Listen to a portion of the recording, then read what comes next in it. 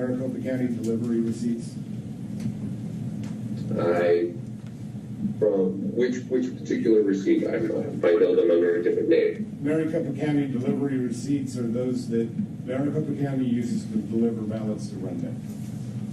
The white slip, that's the one that has to date, serial number, transport staff. All right. That's fine. I'm not gonna spend the time if you don't understand your own documents. Objection, Your Honor. No, stop it. He doesn't understand the documents. Thank you. Strike that. I'll strike comment and the question. First strike. Okay, has the Attorney General opened an investigation into the 2022 Maricopa election? No. You don't know? Have you received No. correspondence? No. I said no. Yes, I understand that.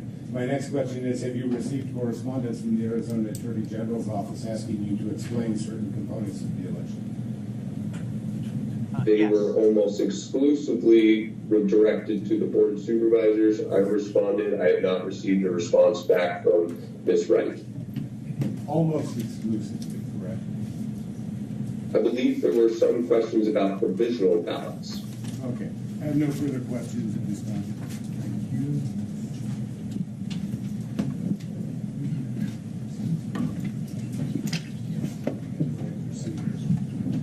Your Honor, is there any way that we can have the camera on me so that the reporter can see me? Wow.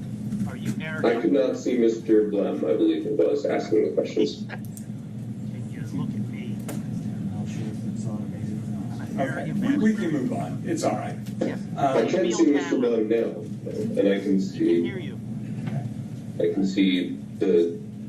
the both attorneys' benches. It's all right. We can move on. Okay. Yes. Yeah. Thank you. Good morning, Mr. What the Reporter. hell? Good to see Good you. morning, Joe. You don't have to identify the exact location, but where are you right now? Panama City. Well, all right. And so, are you on vacation? First time in 4 years. All right. And have you been busy the last couple of years? I have been. It's been exciting and worthwhile. All right. And just for the record, reporter, would you normally appear in court without a suit? I most certainly would not, and I apologize for any breach of sartorial standard. It was all I had available to me when I was made aware that this might be a possibility. All right. Thank you, reporter. I'm sure Your Honor You get a understands. phone back. I want to ask just a few questions to follow up with what Mr. Blum asked you. First, do you have in your employee and a co-director of the elections department for early voting? I do. His name is Mr. Valenzuela. He would be more knowledgeable about these topics than I. Okay. Why? And I know you're very You're the hands-on, county recorder. but you have appointed him to oversee the reporter's early voting operations. Is that correct? Him and many others, but he leads those, correct. Let's put the blame on someone else. Would the Gray's oversight extend to the receipt of early ballots at Tech? It would. Okay. Do you have an employee who oversees public records requests? We do. And you have a small team that handles public records requests, isn't that right? We have a team that handles constituent relations, but there is only one individual who is exclusively tasked with public records requests, and she has been quite busy over the last 2 years. Yeah, quite busy. I don't expect you to know the exact number, but do you have a reasonable estimate of how many public records requests your office has received this calendar year? What does this have to do with chain of custody? Which represents a approximately tenfold increase over previous years. Okay.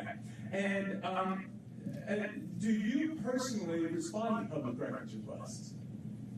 Of course not. No. You do not. Yeah, you do not. Oh, Okay. no, I'm too important. And so I gotta go while on you're vacation. very hands-on on elections operations, would you say you're hands-on on public records requests? I have a system that is built, but no, I do not see that, and that's by design because a lot of the public records requests make requests of my emails specifically, and so I think it's a good practice to delegate that to other people, especially people who are not the target of as many requests. So a line employee. Correct. Okay. So a celebrated and appreciated line employee.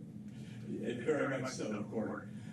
So as you sit here today, and as you're sitting here testifying, do you actually know whether your public records team has completely responded to a public records request for chain of custody documents? I do not. Okay, thank you. On election night and the first few days following the election, do you know whether your office and the Board of Supervisors sometimes make estimates regarding how many ballots were returned? We try to make estimates as quickly as we can while still doing it responsibly, which is why I gave that 275,000 plus, because as I'm sure you'll appreciate, candidates, campaigns have a strong interest in assessing the size of remaining ballots These peanuts to are the run fucking their best. own models to Hot assess nuts, bitch. whether it's Asian. over or whether they still have a chance. And so we try to get those out, like I said, as quickly as possible while still being responsible. Okay. So, when you wrote 270,000 plus or 275,000 plus, I don't remember the exact number, but when you included that Why plus, would you want to know the exact what number? exactly were you trying to communicate? The plus, I thought, was a clear indication that it was a estimate. Obviously, it was 275,000 followed by 3 zeros, which would be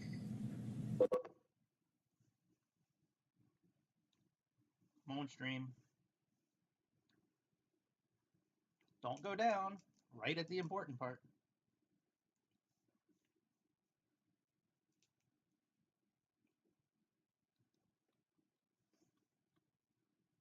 and that is what we are doing throughout the evening. So we'll get these between 10 p.m. and midnight on election night. This is those early ballot drop-offs. Now, we received 120,000 more early ballot drop-offs on election night that the office had ever received before. So as these boxes were coming in and as we were organizing them, we were assessing them by tray before confirming the official count, and that's how I most likely got that estimate number. Okay. Thank you, Recorder. Again, I'm not asking you to be a legal expert. I'm asking, do you know, or do you have an understanding? Do you have an understanding of whether the law requires that early ballots be counted at the vote center? Early ballots actually cannot be counted at the vote center because they are governed still by early voting law, which is my domain, if you will, and we have to do a whole bunch of things before we can properly tabulate the ballot that is inside that early ballot envelope, and that includes scanning it in, that includes imaging it, that includes signature verifying it, that includes sending it.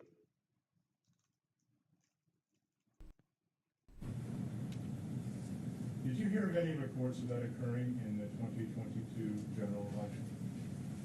I did not. If that occurred, would that be a failure of Maricopa County's election process?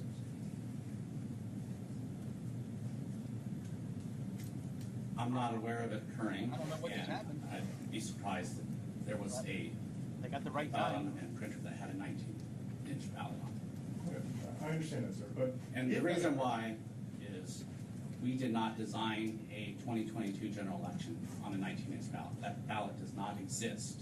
The only ballot that exists is a 20-inch ballot. And when you say redesigned, who designed the ballot? Is that outsourced to another company or is that done in-house by Maricopa? In-house by Maricopa County's staff.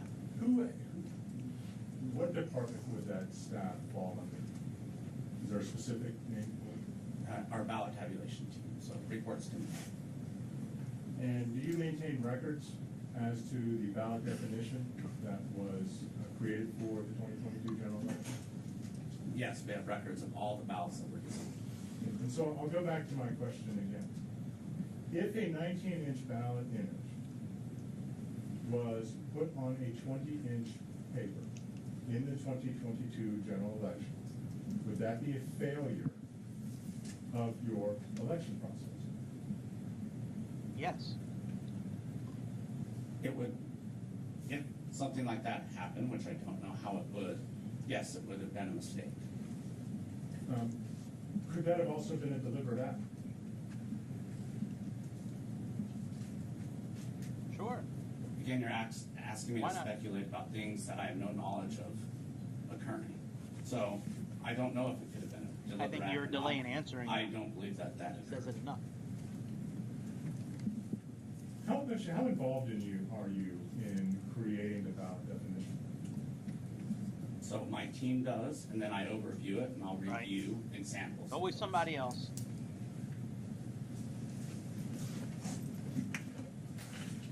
Always passing the buck I don't off. have any further questions at this time.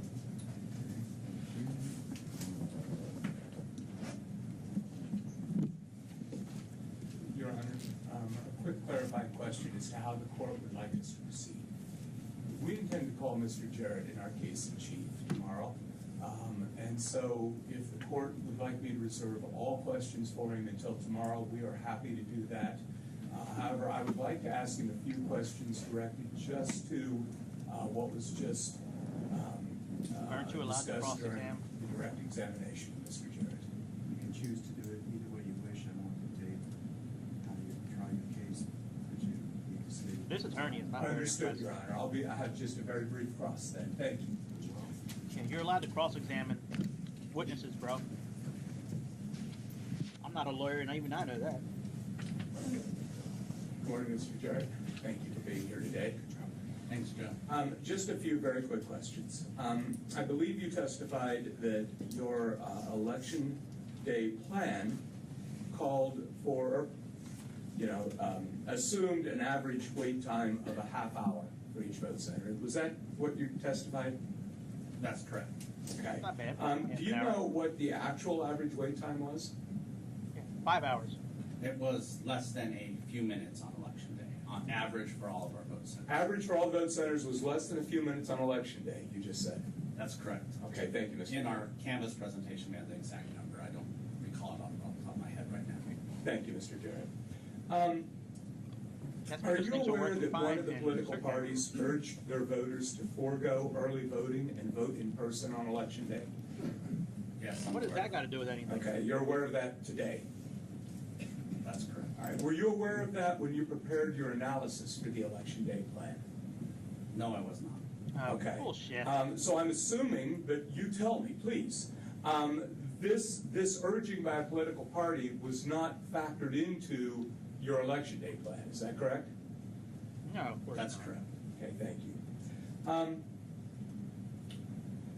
We just printed the wrong Prior to ballots each only election. in certain areas and had 5-hour wait times in That's certain right, areas. But Are you familiar with nothing the to do with term party EMS? affiliation. Yes, election management system. The election management system. What does the election management system do? So it is our tabulation system. So it's what we use to program and design all ballots. It is also the system that, as we're running ballots through our tabulators, that it's then counting those ballots. It's also then what sends ballots to be sent to our electronic communication system. And it's also holds the application for our results tallying and reporting. So everything that was related to the ballot creation, to tabulating the ballots, to reporting results, is housed within our election management system. Okay. How many elections can be housed within the EMS? Well, multiple elections can be housed. Given the number of ballots that Maricopa County has to tabulate, we usually only have, especially for a general election, we will only have one house on our election management system at a time. Okay, so for the 2022 general, did you only have the 2022 general on the EMS? That's correct. That's what my understanding is. We That's only not have what people are those talking all about. data related to those. It was printed on the files. wrong What paper. happens to the other data, the 2022 primary? What happened to it? So we transfer those to backup archived storage devices and store those. We have one storage device of that on site within our tabulation center and then one offset. Okay. And Mr. Jarrett, you testified earlier that I believe you said you did not design a 19-inch ballot for the 2022 general election. Is that correct? That's correct. So if it was not designed for the 2022 general election, does it stand to reason that there would not have been a 19-inch ballot on the EMS? That's correct. And if there was machines no were set up for 19-inch ballot on 19-inch. the EMS, does that also mean that there would have been no 19-inch ballot programmed into the ballot on demand printers? That's correct. Okay, thank Right. you, Mr. Jarrett. You were asked about deliberate acts with regard to the printers. Mr. Jarrett, I'm going to ask you a very direct question. Did you personally do anything to any ballot on demand printer to cause it to print too lightly to be read by an precinct-based tabulator? No, I did not. Did you give an order to any of your personnel to do any such thing? I did not. Are you Liar. aware of any order like that being given? I'm not aware of that. Are you Liar. aware of any of your personnel engaging in such an act? I am not aware. Liar. Are you aware of anybody engaging in such an act on any of our ballot on demand printers used in the 2022 general election? I am not aware. That's all Liar. I have, Your Honor. Thank you. Liar. It only happened in certain areas with about 120 tabulators. You're a liar. Piece of shit. Mr. Jarrett, Be I angry. believe you were just asked if, questions about whether or not members of a political party encouraged their Spider-Man. constituents, the Republican Party, to come out and vote on election day. All that? Yes. And was that event factored into your forecast for turnout on election day? When we made the initial forecast for the plans that were submitted to the board in May, no, it was not. So your estimates in the forecast would necessarily be low because they didn't take into account that factor, correct? Our forecast is 251,000, our lowest model, and there's 248,000. So I think they pretty accurately forecasted how many people turned out in person on election day. No. Well, tell me how that squares when, council just asked you a question, were you aware that members of the Republican Party were telling Republican voters to come out on election day, and you didn't account for that? How does that square with a lower forecast number? Thank you. Well, we had record turnout, near record turnout for the 2022 general elections, 64%. You have the only turnout in the recent several decades that exceeded that was actually 2018, which was 64-point-something% turnout as well. To answer the question, So buddy. our forecast model was forecasting at potentially the highest turnout percentage that the voters would turn out. So that's why it captured and forecasted 251,000, which was very close to Counts are done. 248,000. Actually, your forecast model, you had the other one, forecasted over 290,000, correct? That's correct. And that model didn't take into account Republican leaders telling their Republicans to come out on election day and vote, correct? It did not. It factored in 2020 presidential and 2016 presidential factors, which usually a presidential election is much higher. So that's why it was ranging up to This isn't a 290,000. presidential election, though. Why wouldn't you use data from governor races and senate races?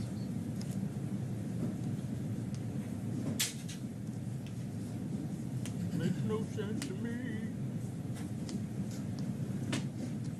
Council asked you some questions about a 19-inch ballot image being projected onto a 20-inch tape. You recall that?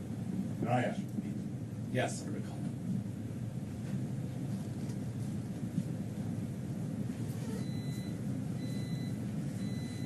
any idea how that could occur?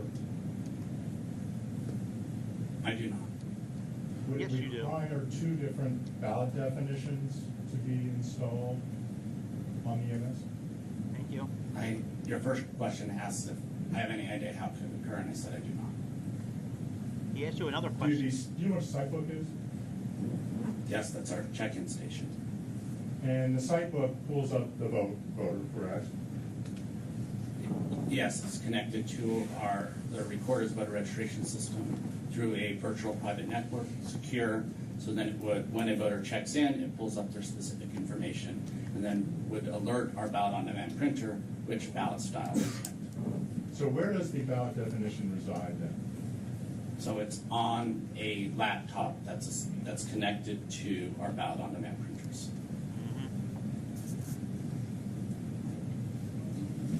Thank you, nothing further. You excuse witness? This guy's gonna go in the bathroom and throw up. Subject to recall tomorrow in our case in chief, of course. Very well. Thank you, Mr. Chair. Step down, sir.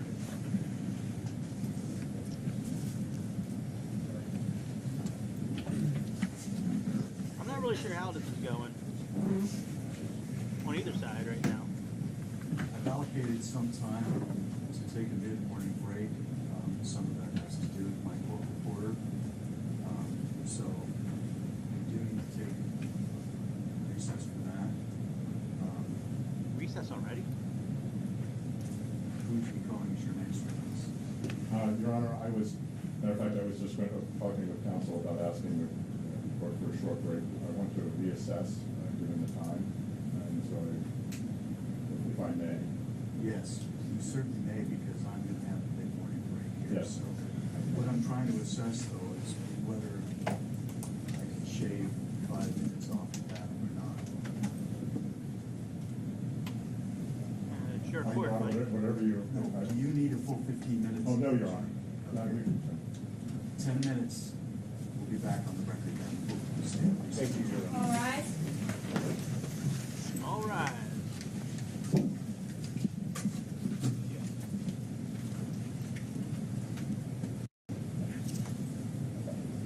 Wrong screen.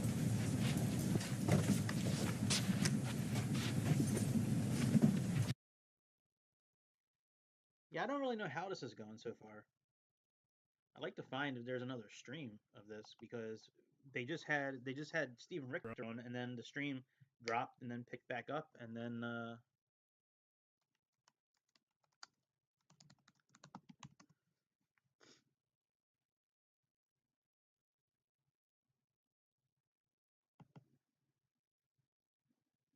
let's see what's on this one here.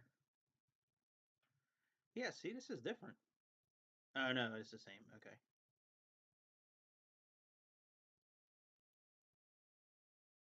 Yeah, I don't know how this is going so far. I mean, there's definitely some funny business going on. But I don't really believe that last guy that was up on the stage, and then the one before that, Steven, who's on vacation. Uh, you know, you can't continue to pass the buck off and expect to get away with things. Well, since we have 10 minutes, let's go back and see if we can.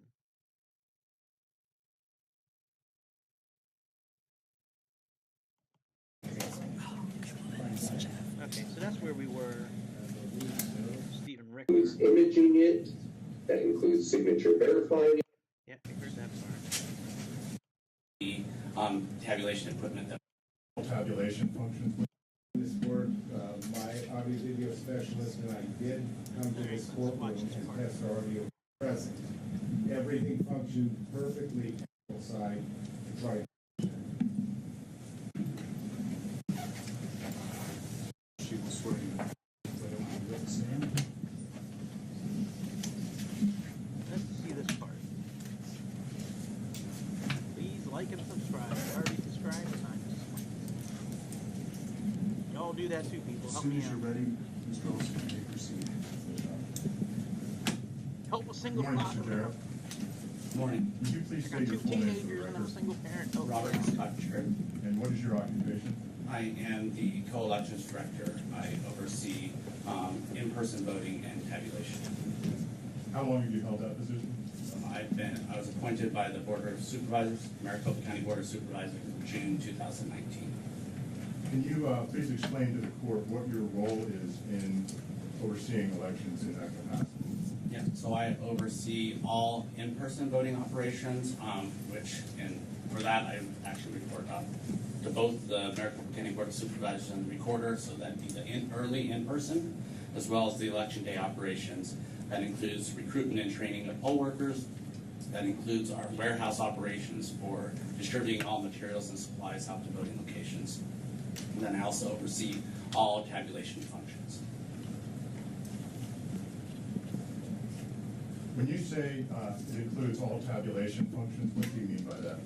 So that would include tabulation at our central count facility, so where we had about 84% of the early ballots come through and be tabulated at central count. That would also include at our voting locations where we have an on-site tabulator as well. And so it would include the programming of that equipment, or the staff that do the actual programming. I oversee them and supervise them, as well as any of the tabulation that happens on site, so the poll workers and the training on how they would assist voters as they are inserting their ballots into those tabulators. And are you following the procedure set forth in the 2019 election procedure manual when you're performing the tests of the tabulators prior to an election? That's correct. And would those procedures require you to Bullshit. perform logic and accuracy testing? That's correct. And what is logic and accuracy testing? So a logic and accuracy test, that is two different sets of tests for a federal or a statewide election that requires that a test be performed by the county itself, as well as a test performed by the Secretary of State. So I don't oversee the Secretary of State's logic and accuracy test. I have to make the equipment somebody available running for in the an Secretary of election State's logic and for accuracy governor test. can test the For the machine. county's No. logic and accuracy test, that is That's not a to conflict of run interest, is test it? ballots through, and for the county's test, it's thousands of test ballots through our tabulation equipment, both the central count tabulation equipment, as well as the tabulation equipment that will be used at the vote centers to make sure that they're accurately programmed to tabulate those ballots. And when you say that to make sure that they're accurately programmed to tabulate those ballots, what are you referring to being programmed? So for every election, we have to design a unique election program to tabulate the specific ballot, because each ballot is unique or specific to an election. In Maricopa County, we had over 12,000 different ballot styles. So in that, for all the various different precincts that we have in Maricopa County, as well as our early ballot style, our provisional ballot style, and our election day ballot style. So it is essentially making sure that the tabulation equipment will then be able to read a ballot and be able to determine how that, if a voter fills in that ballot, that it will accurately count the votes for those ballots. And so it's very important for the tabulator to read the ballots, that it be properly programmed with respect to the ballot definition, correct? That's correct. And Maricopa County uses ballot-on-demand printers, correct? That's correct. And what is a ballot-on-demand printer? So a ballot-on-demand printer, we have two different ballot-on-demand printers. One is a Lexmark printer and one is an OK printer. And those allow us at our voting locations to print any one of those 12,000 ballot styles.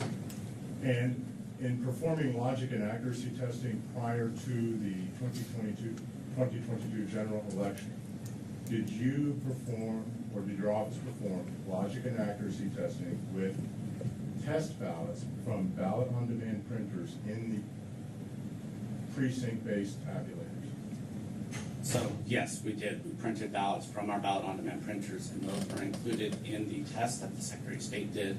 We also performed stress testing before the logic and accuracy test with ballots printed from our ballot-on-demand printers that went through both central count tabulation equipment as well as our precinct-based tabulators for the voting locations. And how are those test ballots configured in terms of the size of the ballot? They were the exact same size of the ballot that we were using in the general election, And what size was that, sir? a 20-inch ballot. 20-inch ballot. What would happen if a ballot was printed out of a ballot-on-demand printer at the vote center? If it was printed with a 19-inch image on 20-inch paper and run through the tabulator? Yes, what would happen? It wouldn't need work. to be more specific with your question. So What? we talked about the ballot definition.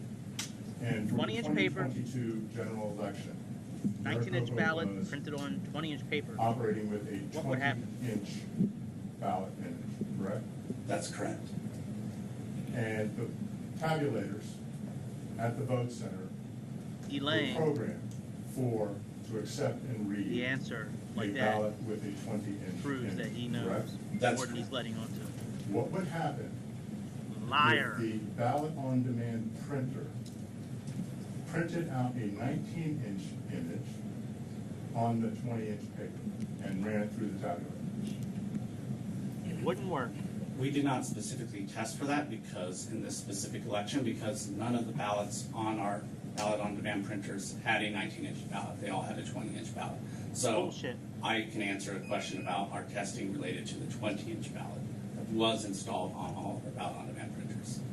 If a 19-inch image was installed. Answer the strike that. question.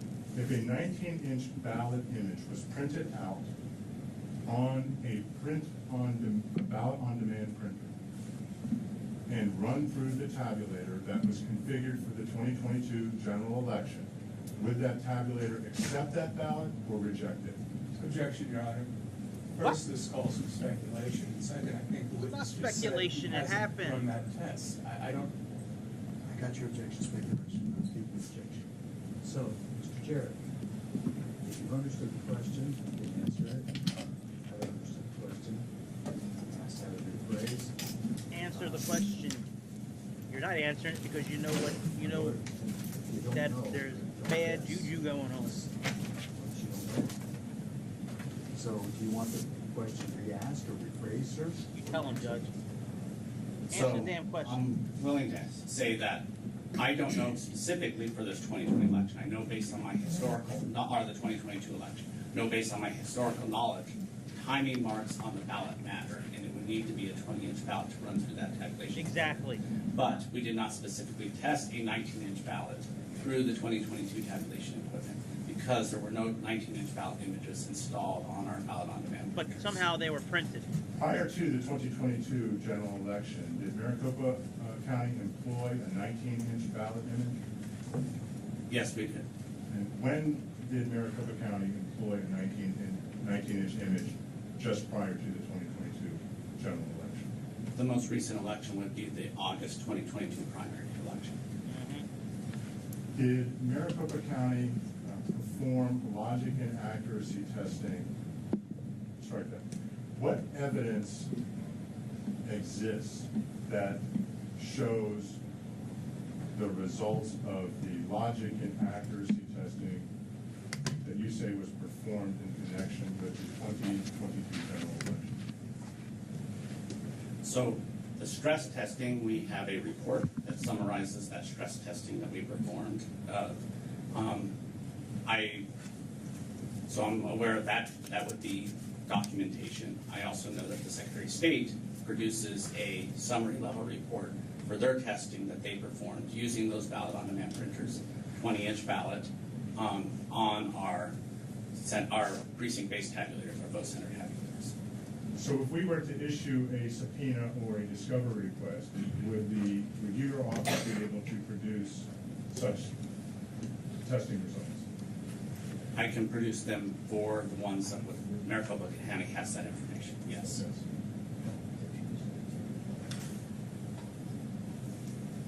I think you should subpoena it.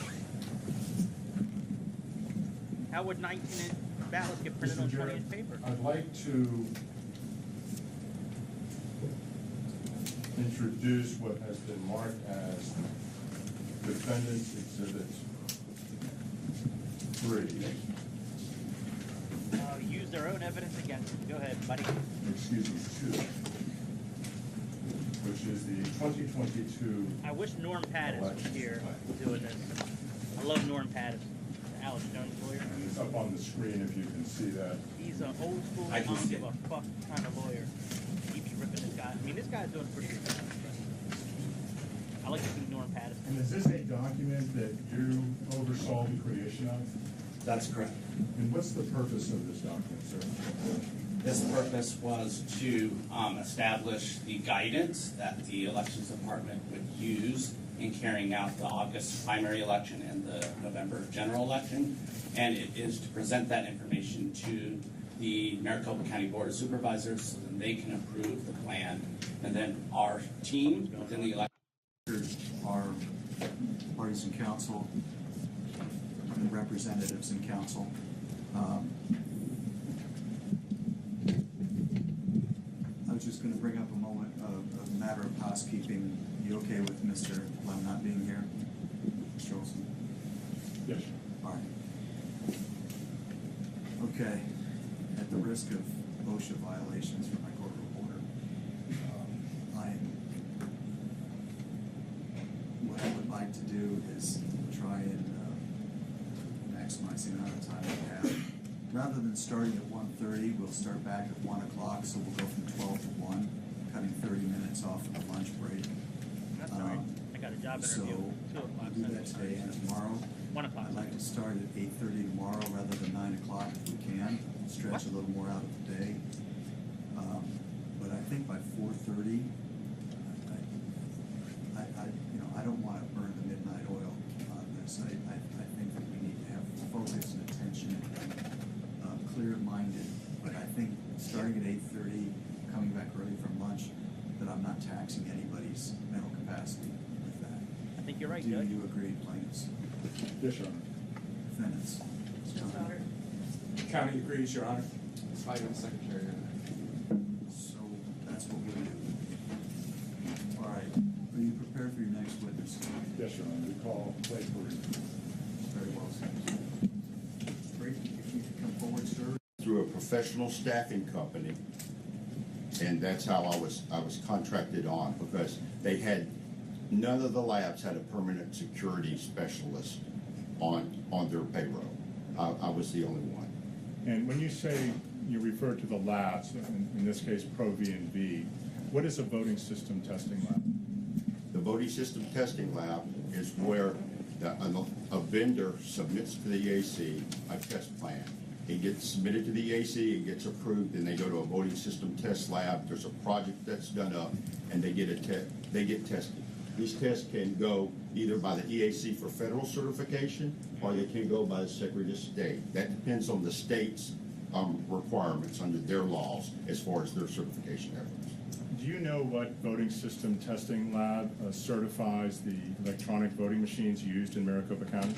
Objection, Your Honor. Relevance. I believe this line of questioning about certification is no longer on the table given the court's ruling earlier this week. Yeah, I'll allow the question for certification, I mean, qualifications purposes, so I'll give them a little bit of leeway. You can answer the question if you're able to. Yes, it's Pro V&V. Do you have a background in course, the defense cybersecurity, doesn't Mr. want- Paree? I have about And 20 he years about of the experience in coming up. I think he's cybersecurity. got a hold on Can all- you, just briefly go through some of your qualifications ES&S. with the court in I have- cybersecurity? Yes, sir, I can. I have a Master of Science in Cybersecurity, which is on a computer science track. I also have a Bachelor's in Computer Science Systems major. I have the Certified Information System Security Professional He knows about the matrix. certification. I've had that since the beginning of 2007. That is the gold standard as far as security certifications are considered. I'm also a certified ethical hacker, and I'm also a certified hacking forensic investigator. What is a certified hacking forensic investigator? That means you go in, you do a forensic analysis specifically looking for malicious malware. You do root cause analysis. You find out what the malware was, how it infected, and that. These are not your standard forensics type approaches that most law enforcement agencies would use. Their standard is a little bit slower because of the evidentiary stuff. But if you're in an incident response center, as I've helped run in the past, when you have an emergency or something happens, you have to react then. And these are the type of actions that you learn. You learn to get in, do the analysis quickly, make sure you're secure in your analysis because you have to come up with remediation efforts. Prior to, how long have you been at Northrop Grumman? Just about 3 years. So prior to working with Northrop Grumman, did you work in a cyber capacity for the U.S. government? Yes, I have. Could you describe some of your positions starting, Yes, I like to hear you know, for the past 15 years, 20 years that you've been involved in and what you did, just briefly? I've worked in anywhere from mid-sized companies that dealt with cybersecurity information assurance to as large as some of the larger ones. I've worked for Lockheed Martin, which is a good tenure of my time, Leidos Corporation, BAE Systems, and in all those capacities, I did information assurance, cybersecurity. At one stint with a smaller company, I was to perform threat for an agency within the United States Army. Did you ever work with the Marshall Space Flight Center? Yes, I was. I was the IT security manager for the enterprise operations. And just briefly, what does the IT security manager do? I'm in charge of making sure the vulnerability scans were done, that all the security configurations, that all the governance and compliance that NASA developed for their security postures and daily operations and continuity of operations were followed.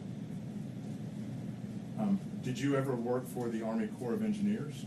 Yes, sir. I was the deputy cyber manager for their enterprise operation, which includes 52 major sites throughout the world. And in that capacity, what were your job responsibilities? I was the deputy cyber manager, and because of my certifications and qualifications, I helped the security operations center manager handle his task and monitoring, and I also helped the security incident response manager in her functions because they're the ones that react to when the Army Corps is attacked, and they're attacked a lot. Do you possess a security clearance, Mr. Parikh? Yes, sir, I do. I'm currently a top secret clear, but I've held SCI levels before. Did you ever work with the Army Threat Systems Management Office? Yes, sir. That's where I played threat. I attacked systems, and whether it was an information system, a medical system, or a weapon system. Wow, that's a cool job. Do you have any other certifications besides CISSP or the Certified Hacking Forensic Investigator or Certified Ethical Hacker? Yes, sir. I have an ITIL 3 certification, which is an international process for handling IT service management. It's much like the Six Sigma. Several companies like Lockheed Martin have their own that's called LM21. These are all process improvements to refine and affect the quality output and service that you provide. Are you familiar with the phrase root cause analysis? I am very familiar with root cause analysis. Could you please just briefly explain what root cause analysis refers to? In simple terms, it's basically troubleshooting, but you have to find what caused the initial issue to happen. And sometimes this can be very complicated, sometimes it can be fairly easy, but you have to have an intense understanding of the overall process involved in any organization. And this root cause analysis could be done from what's called a governance perspective, where you look at documentation, process, and procedures, because flaws within those can produce the issue, or it can be from a technical finding. I've done hundreds to probably thousands of root cause analysis in all different types of environments. Could you give an example of an actual event in which you led the effort for a root cause analysis? And just a quick overview. I've done one for the Navy Marine Corps Internet, which was the world's largest WAN. They did, which has tens of thousands of workstations. There was a an issue that resolved. This guy They is were having, very after impressive upgrades with of the his, operating resume. systems, they had technical issues. I bet you he's a And fascinating based guy to on sit those down type and talk of to. issues and analyzed and know what was going on, Seriously, I I'm not requested that the biostudy be provided, and that ended up the root cause, because the problem systems had that, because they did not properly manage the BIOS. That's a low-level technical one. There's been others involved where the Air Force had it, what's, I would say, world-facing internet site. Was on the internet, got pulled down because a vulnerability was found. And I was put in charge to do the root cause analysis to find out how the system was compromised, what happened, and suggested the mitigation efforts. Have there ever been any criminal prosecutions that have resulted from your work? Yes, both federally and privately from an employer. So the federal government relied on your assessment of a situation in order to bring criminal charges against somebody? Several times. Some of those I cannot talk about because of the nature and the classification. Okay. Did you do an analysis of the events that took place in the election day operations in Maricopa County? Why wouldn't they move him Yes, in sir, as an I did. expert? Maybe they And- can't for some reason. What did you do in terms of your assessment of that situation? I do like I do with any system that's involved with electronic voting systems. I'll look at the state statutes and what they reported to the federal government, as in this case, Arizona follows HAVA, and that's in their laws and statutes. Then I go from that, look at the systems they use, then I look at their procedures. I downloaded the Secretary of State's elections manual, the Maricopa elections manual. I've read through testimony, declarations. I reviewed the EAC certification of the electronic voting system, the Wow. test reports from Pro-V&B concerning the election system.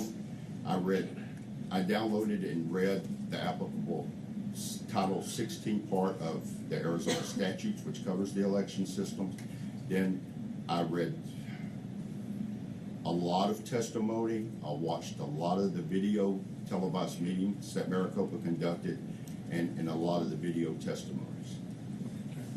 And did you interview or speak with any election day workers, like technicians who participated, retained by Maricopa? The answer is yes. To work at Since the you're asking various this vote centers question. on November 8th, 2022? Yes, sir, I did. I had spoken with after seeing the declaration and an interview conducted for the declaration, I asked to interview them and ask specific questions.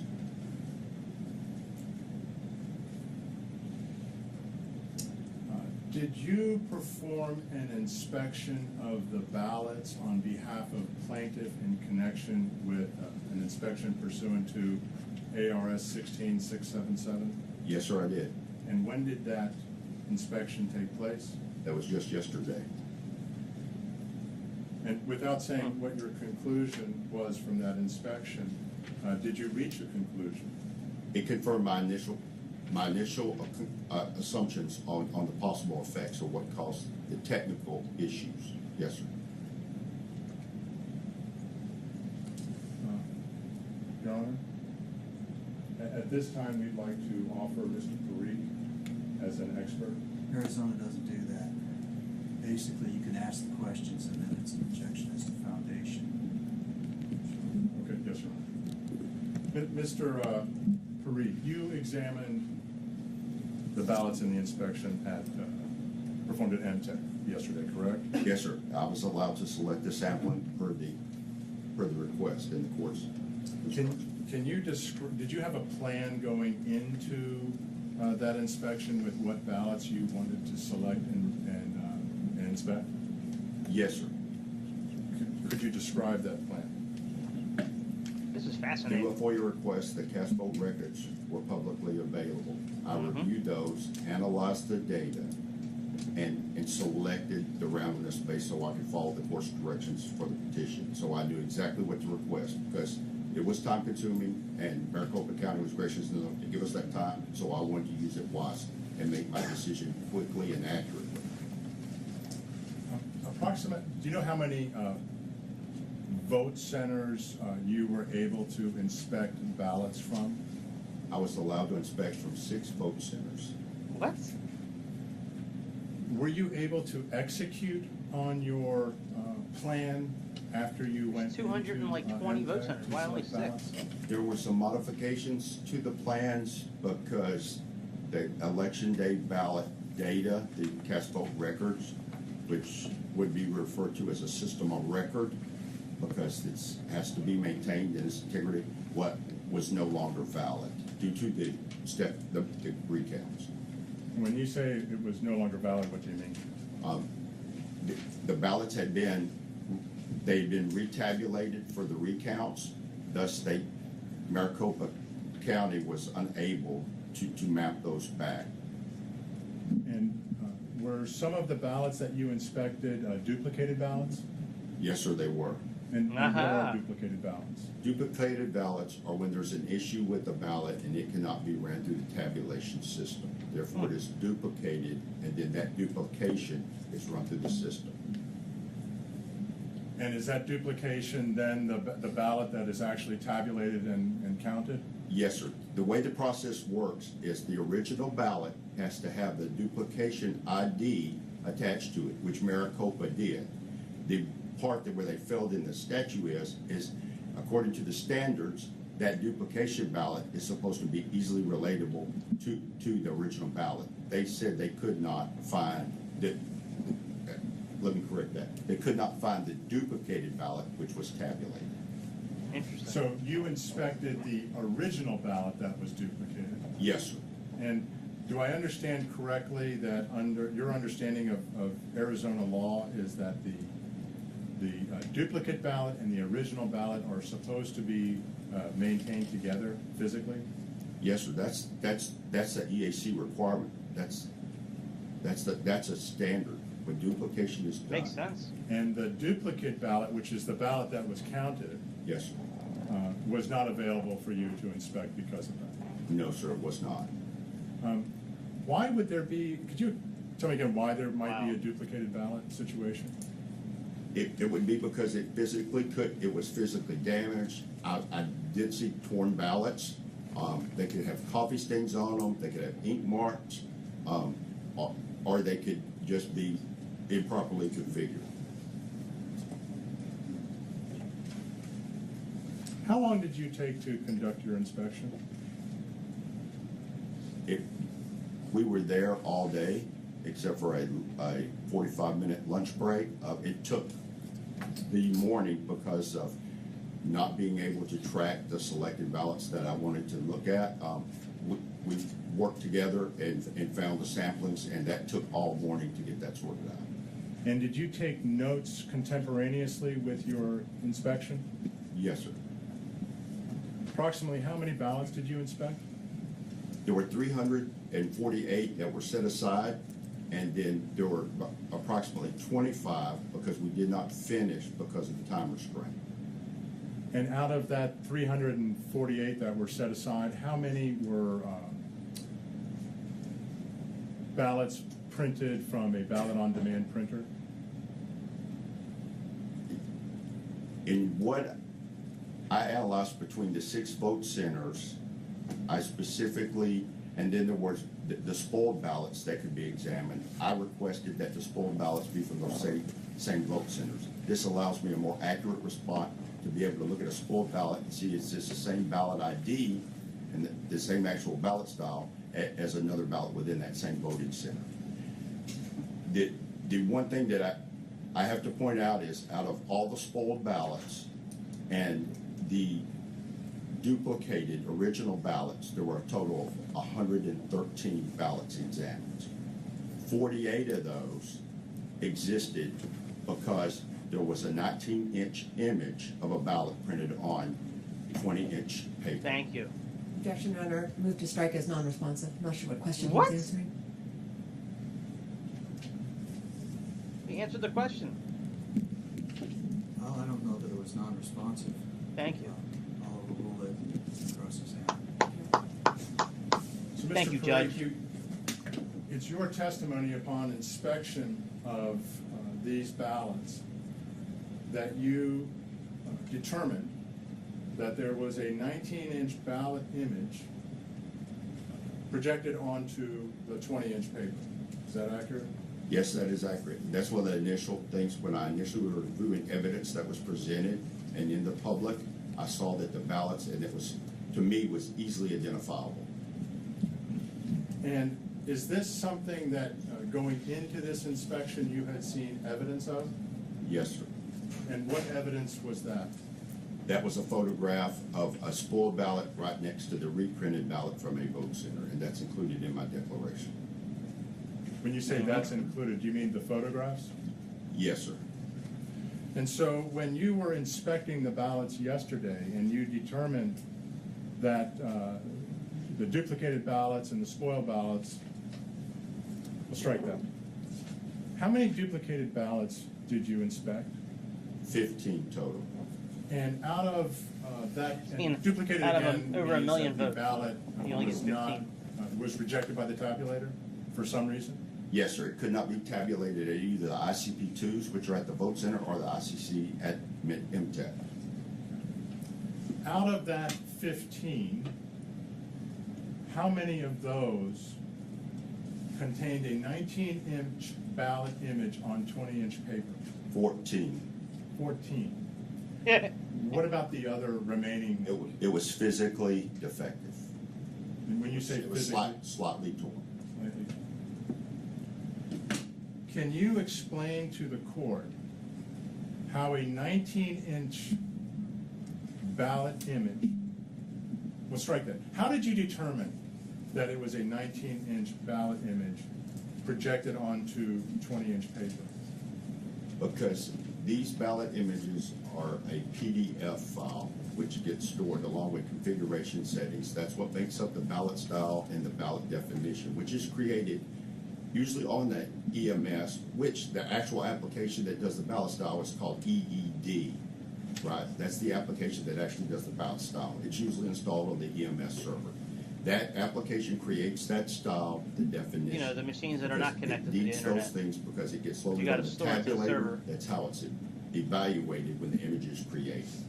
And that's the print job, to use a common term, that gets sent to the printer.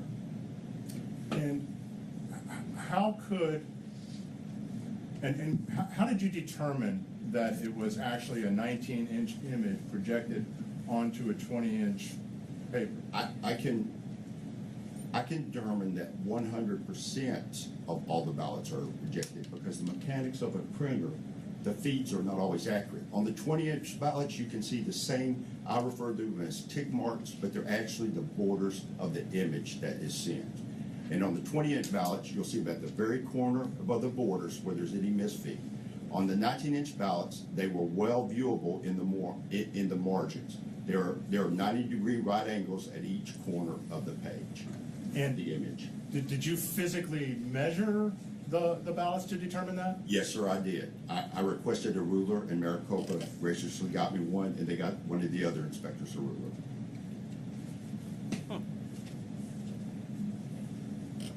How could a 19-inch ballot image appear? We'll strike that. You've heard previous testimony. Were you here for Mr. Jarrett's testimony? Yes, sir, I was. And did you hear Mr. Jarrett testify that in the November 2022 general election, a 20-inch ballot was used? Yes, sir, I did. And did you hear Mr. Jarrett testify that it would be a failure of the system if a 19-inch ballot image was projected onto a 20-inch paper? Objection, Your Honor, that misstates the testimony of the prior witness Not true. as to the word failure. I'm assuming you're going to follow up with a question for an opinion. I think you can frame it as a hypothetical without arguing about. Yes, Your Honor. Go ahead, rephrase. Of course they're objecting because they know. They know the truth. In an election which is purportedly designed to take place with a 20-inch ballot image on 20-inch For paper, my job interview in an hour. how could a 19-inch ballot image appear? Objection, call for speculation. He's an expert. Let's ask a question first, yes or no, if you can tell. Ask him if you can tell, and then the objection, you can re-ask the question. Yes, sir. Mr. Parikh, given your experience in training, particularly with electronic voting systems in 9 years, can you tell what the cause of a 19-inch ballot image being projected on 20-inch paper would be? Yes, I can. I can give you both the technical ways that it could happen. There are only 2 ways that it can happen. Can you tell the court the 2 ways that can happen? One way is by changing the printer adjustments. That would make the printer adjustments and settings override the image file that was set. The other is from the application side or the operating system side. This is the same for anybody who ever prints anything at home. Your Microsoft Word can send the settings, or it can say to use the default settings of the printers. The application doing it, in this case, as it's a ballot, would have to be that there was a 19-inch image ballot definition. And where does that definition reside? That can vary depending on the system. But from what I heard in the testimony, it resides on the laptop that's connected to the printer, I've seen it referred to as a control printer, but this is actually what would be called a print spooler, and it controls the print jobs to allow the printer to take on the load. Sorry and about that. there were Had a phone multiple call. site books. This would be the technical use that laptop should be used for. Is there any way, in your opinion, for a 19-inch ballot image to be projected on a 20-inch ballot by accident? No, sir. Why not? Because the settings and the configurations and the procedures that are used cannot allow that. These are not a bump up against the printer and the settings change. There are security configurations. I've reviewed the evidence, and the printers are configured via script, which by any large organization that has to do multiple systems is a standard. This takes away the human error of somebody miscoding in the instructions either on the printer. Yep. Prior to an election, would the prior to an election, would it be detectable that a 19-inch ballot image had been projected onto 20-inch paper? Yes, if logic and accuracy tested that all voting styles or ballot definitions were included, which a standard logic and accuracy testing should test every style that's available, and there should be a listing of said styles.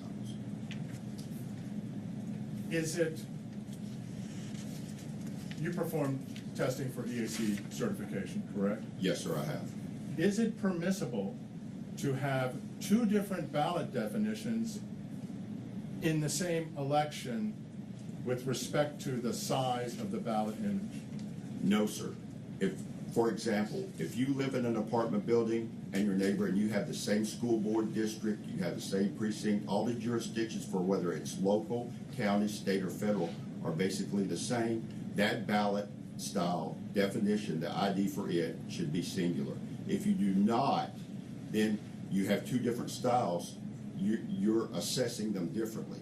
That can also produce forgery. There's only supposed to be 1 ballot style per those voting options, and that's what controls it. Mm-hmm. The 19-inch ballot image This guy is crushing. that you observed in your inspection on multiple ballots, including duplicated and spoiled ballots, correct? Yes, sir. What effect would a 19-inch ballot image projected on a 20-inch piece of paper used in the election in Maricopa for November 2022 have when it was placed into one of these vote center tabulators? It would cause it to be rejected. According to Dominion's documentation, they performed somewhere between 200 and 300 checks on the actual physical paper ballot that gets inserted into the system. They state, and this is according to Dominion, the vendor who created the application, that it can reject a ballot for any one of those. A 19-inch image being on 20-inch paper increases the margin. Once the timing marks are seen and they're evaluated, the actual physical printer that created the image is saying, by the application telling it, you're done, but there's a remaining inch of paper in there, so it would assume there's a paper jam.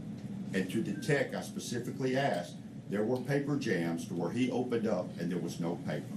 So from a programming perspective, the machine would throw the paper jam error, but yet there would be no paper. And you're referring to a tech, you say you spoke to a tech, would that be Aaron Smith? Yes, sir. And what did Mr. Smith tell you? First of all, who is Aaron? What is your understanding of Mr. Smith's role during the November 2022 election? I think he repeatedly followed all the procedures that he was instructed to follow. He put a good, solid effort forward to resolve the issues. It finally became to where the issue could not be resolved according to the procedures, and he actually had to request a replacement tabulator, which so happened to be misconfigured. Do you know why Aaron wanted to testify today? I think, Your Honor, call for speculation, lack of foundation. That's going to call for speculation. Withdraw the question.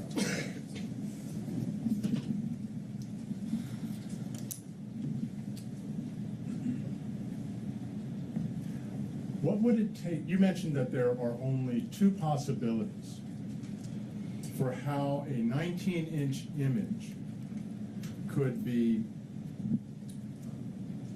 configured onto the system to be put on a 20-inch piece of paper, correct? yes, my assessment applies to anything that is printed. Not just the specifics of this, but to anything that's printed. These are the way the technology functions. But you testified that there's only two ways that Yes, there this are only situation two. could arise. There are only two. Okay.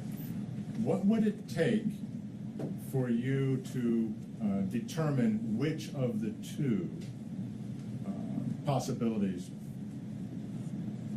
is what occurred? Specifically, as I did yesterday, inspecting the ballots. There were some ballots that were spotty, but the spottiness was also on batches from the vote centers that were correctly tabulated. So that confused me. And the stuff that was mentioned about the fusers and the heating, because they first said it was a toner issue when it's not, it's a tray weight issue, which affects the heat of diffusers. The mechanical function of a fuser and heater, from what I observed from the spottiness, did not match what is a standard error or example that would be demonstrated. There were one or two occasions that were exactly that way, but that was about 2 ballots out of all that I examined. But if you were to try to determine whether it was a printer issue, configuration issue, or an issue with the ballot definition with respect to how a 19-inch image was projected onto 20-inch paper, what would you need to do? I would need to see the ballot styles and the ballot definitions. In totality, if there's 15,000 of them, all of them should be examined.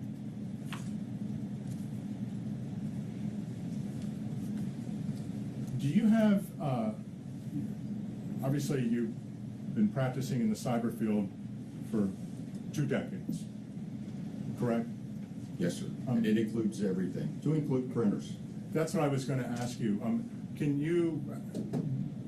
Do you work with printers? Do you understand how printers function and work? And at what level is your experience? To a detailed level, to where I actually called one of the government agencies in the missile defense side to get highly upset because I understand the protocols that run. And it's not just printers, there are multifunctional devices, MFDs as we refer to them, because they can scan, they can print, they can send file transfers, and I've evaluated protocols. I've also done root cause analysis because classified printers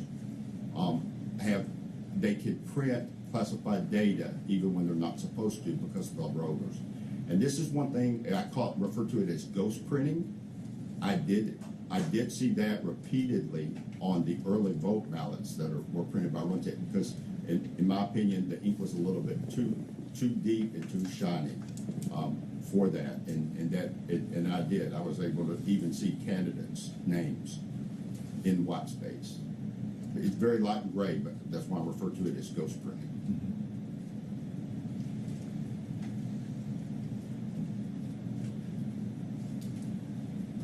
What would you recommend be done with the ballots currently stored at MTech now, given your findings from the inspection? Objection to relevance, lack of foundation, speculation. Throw every objection out there. You need to rephrase the question. I'm going to sustain it. Do you have any concerns regarding the security of the ballots, given your findings from your inspection yesterday that a 19-inch image was projected onto the samples from 6 different vote centers that you examined of 20-inch paper? Yes, I can, and if it is okay with the court, I have to answer this in 2 ways. They both are pertinent, but first, I observed while ballots were being pulled out and sampled, and they obliged in every direction, whether top, middle, or that they were provided. I observed more improperly imaged ballots that were not inspected that were there. Now, to answer the question, those should be secured. I will state, in my capacity, I handle everything from physical security to accrediting buildings for classified information storage. I've been a classified courier, which means I'm authorized to transport classified information. As a forensic investigator, I fully understand chain of custody. And what I will cite is that the facility and the security and chain of custody at the vault and the tabulation center are highly inaccurate, and those ballots could be tampered with. They should be sealed in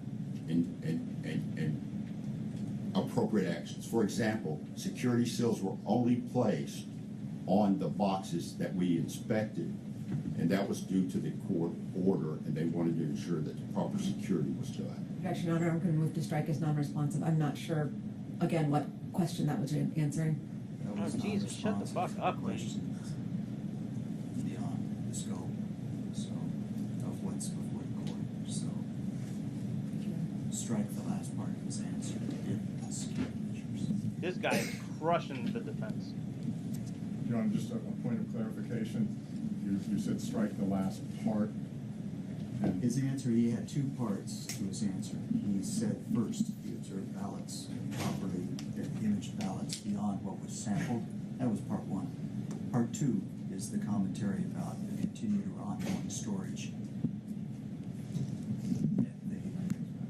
It's all right, I've been accused of being soft-spoken. Part 2 was the testimony that related to the ongoing security concerns. That's the part that is not relevant to the issues that are before the court today. That's right. Mr. Parikh, you mentioned that you saw other ballots that you could see, do I understand that correctly, had a 19-inch ballot image projected onto 20-inch paper? Yes, sir. And how could you tell that? Because the difference in the margin, as they were being taken out of the box and placed on the table and shuffled around, it was obvious, it was apparent to me. Is there, when, on these ballots with a 19-inch image, are there marks that that are different around the corners than the 20-inch ballots? Yes, sir. You will see the corner edges of the image, which would be considered, the actual size of the paper. Those right angle marks at each, the top left, top right, bottom left, bottom right, are within the margin space. They're clearly visible. Did you, you mentioned that you kept notes Yes, sir. of your inspection. Did you draft a report that summarized those notes with conclusions? Yes, sir, I did. If the court were to ask you for it, would you be able to provide it to the court? Yes, sir, I would. And would that report be, would you swear to the accuracy of your conclusions in that report? Yes, I would. And would you swear to the accuracy of the results of your inspection in that report? Yes, sir, I would.